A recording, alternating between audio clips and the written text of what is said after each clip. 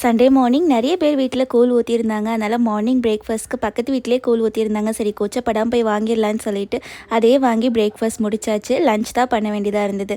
நேற்றே நான்வெஜ் எடுத்ததுனால இன்றைக்கி வெஜ் ஏதாவது செய்யலான்னு சொல்லி சிம்பிளாக தயிர் சாதமே செஞ்சு சாப்பிட்றலான்னு சொல்லி பிளான் பண்ணியிருந்தோம். ஆனால் அக்கா தயிர் சாதம் சாப்பிட மாட்டா. அவளுக்கு மட்டும் அதே ரைஸ்லேயே கொஞ்சம் முட்டை சாதம் ரெடி பண்ணலான்னு சொல்லிட்டு அக்காவுக்கு அதை தான் ரெடி பண்ணிகிட்டு இருந்தேன். ஒருத்தருக்கு பண்ணுறதுனால ஒரு வெங்காயம், அரை தக்காளி, இஞ்சி பூண்டு பேஸ்ட்டு, ஒரு ஸ்பூன் தனி மிளகாத்தூள், கொஞ்சமாக கரம் மசாலா சேர்த்து நல்லா மிக்ஸ் பண்ணி எடுத்துக்கிட்டேன்.